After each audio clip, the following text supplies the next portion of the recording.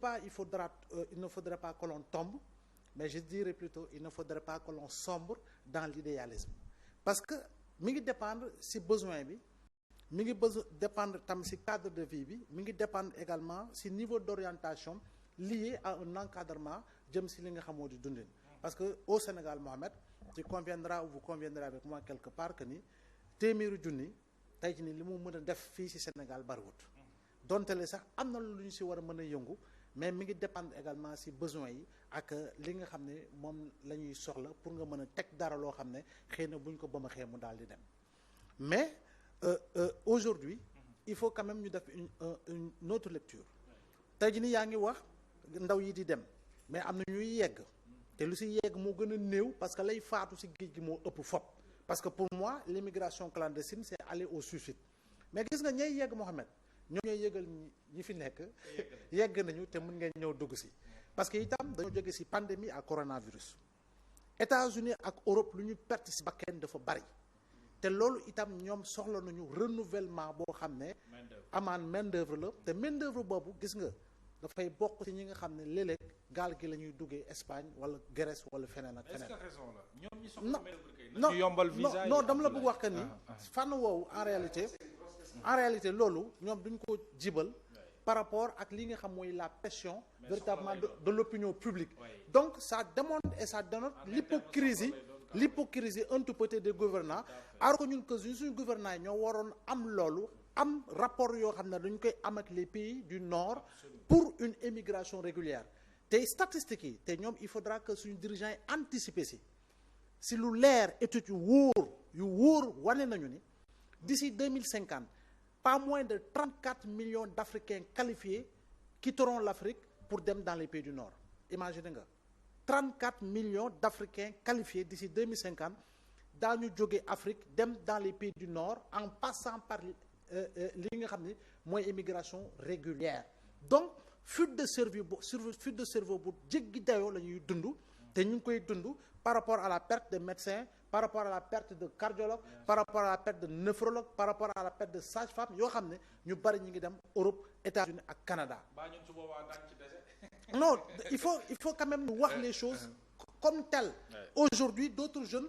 payent comme yaa ngi wax téeméeri junni Cheikh Omar wala 1 million am na aujourd'hui ñuy fay ba 4 millions pour jaaree par le Nicaragua jóge Nicaragua dem Mexique jóge Mexique dem aux frontières des États-Unis pour jéem a dugg États-Unis booboo xew kay waaw dégg naa ne booboo xew donc il faudra quand même que ñu xamee ko noonu parce que itam li nga wax dafa am solo tey jii nii dans les pays du nord dëkk yu bari si ñoom amuñu ressource yi nga xam ni suñu dëkk yi am nañ ko moo xam si or moo xam si leneen ak leneen am na dëkk yoo xam ne c'est par véritablement le biais des services la ñu développer seen dëkk parce que n'ayant pas de ressources donc je dis encore une fois une bonne utilisation de nos ressources pourrait permettre en tout cas de trouver li nga xam ne mooy freiner li nga xam ne moo jëm ci immigration clandestine donc il faut quand même que ñu xam ni la richesse ce n'est pas ce que l'on détient mais ce que l'on partage et ce que l'on partage surtout li nga xam ne askan wi daf ko am moom donc war see mën a gis boppam donc ñu lu ñu am lépp defe naa ni war nañu mën a am liggéey goo xam ne dañu ko jëmale ci ndaw ñi parce que tous les pouvoirs qui se sont succédés à la tête du pays fii nga xam ne ñoom ñëpp dañoo boole te nangu ko mu nekk fayit ci ñoom mooy véritablement une politique d'emploi justement bu ñu jëmale ci ndaw ñi donc mënuñu am lu ñu am ba pare wëy effectivement di dund li nga xam ne mooy niveau de pauvreté accru bien sûr niveau de désespoir accru c'est tellement niveau paradoxal de manque d'orientation professionnelle accrue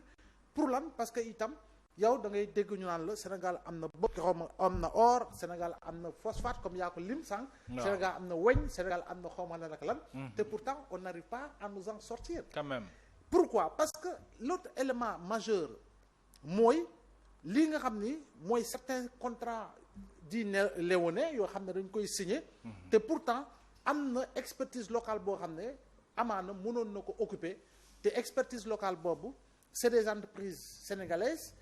création de richesse au Sénégal donc ça veut dire quoi création d'emploi au Sénégal bien vrai que mënuloo ñàkk jox ñeneen mais il y a véritablement une priorité par rapport ak li nga xam ne mooy les contrats dédiés par rapport à l'exploitation de certaines ressources. Très bien. Maintenant secteur primaire mi ngi fii mais un secteur primaire qui donne l'impression d'être dans l'agonie. Un secteur secondaire est là mais c'est un secteur secondaire qui est sous perfusion, qu'on le veuille ou non, parce que itam le niveau d'industrialisation du Sénégal yéex na yéexaay goo xam ne manqué na jumtukaay yoo xam ne aujourd'hui tu te poses des questions. Dans certains pays en Afrique, tu prends le cas du Kenya, tu prends le cas du Nigeria, nga xool aujourd'hui l'économie numérique nu muy participer ci ces PIB à des pourcentages assez conséquents et importants, mais c'est loin d'être le cas encore une fois chez nous au Sénégal. Tey jii nii le niveau d'emploi on en parle, le niveau d'employabilité des jeunes on en parle. Am na loo xam ne teg nañ ko fii mu jëm ci ay universités yoo xam ne c'est des universités techniques en plus des ISEP, mais au-delà de tout cela ak li nga xam ne mooy direct xaw ma nu ñu koy waxee des métiers xaw ma nañ koy waxee te El Hadj Malick kii bu Thiès jiite ko xaw ma des petits métiers xaw ma nu ñu koy waxee jàng anamo xam nga voilà yooyu yëpp mi ngi fi, mais en réalité on crée véritablement des instruments yooyu am na loo xam ne jàpp nañu am na la fa génn, mais en réalité duñu gis la réalité et l'impact sur le terrain en termes de création d'emploi. Création d'emploi boobu tey nii en France pendant des semaines ñu ne la ñi ngi manifester lu tax parce que dañoo yokk 2 ans ci retraite. Ñun fii ku am 65 ans bu ñu la yokkalee 5 ans da ngay organiser li nga xam ne moo di soirée parce que mbégte moo lay dugg, alors que les autres de l'autre côté ils pensent à la génération par rapport au renouvellement véritablement du personnel professionnel. Donc impérativement, et quelle que soit la nature et les conditions, ñun sax on doit nous poser une certaine question. Comment se fait-il que Sénégal comparé à d'autres pays yàlla defal ñu jàmm, paix, stabilité,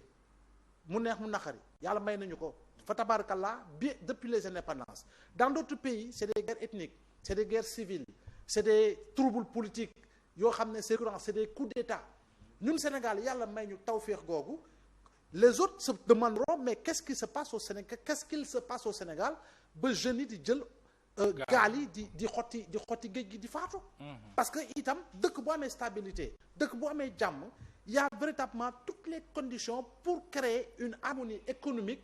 assez largement partagée ba nga xam ne effectivement ndaw yi daañu seen véritablement souffler, ou bien ils entendront souffler le vent de l'espoir. Le vent de l'espoir ne doit pas être chimère, ça doit être une réalité. Et pour cela,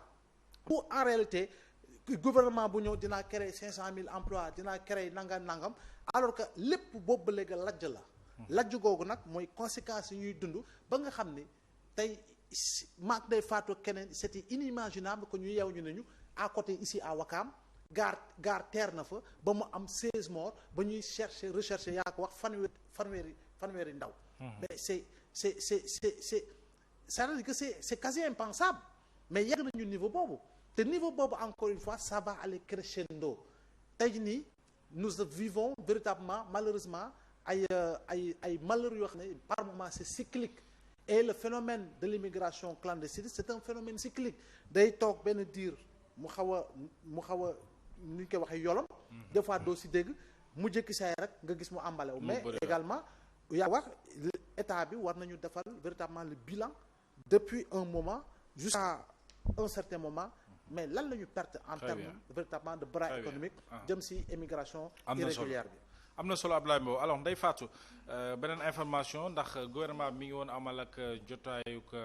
ak taskatu xibaar yi doon addu sur justement la question. Alors wax nañu ne actuellement des migrants sénégalais ñu nekk ci ay états critiques daañu leen rapatrier ci ab avion ci Ndakaaru. Gouvernement bi mooy def li ni mel, de même que aussi ñi nga xam ne dañuy jël yoonu suuf si. Donc loolu aussi je pense que c'est des mesures yu am solo, mais toujours est-il que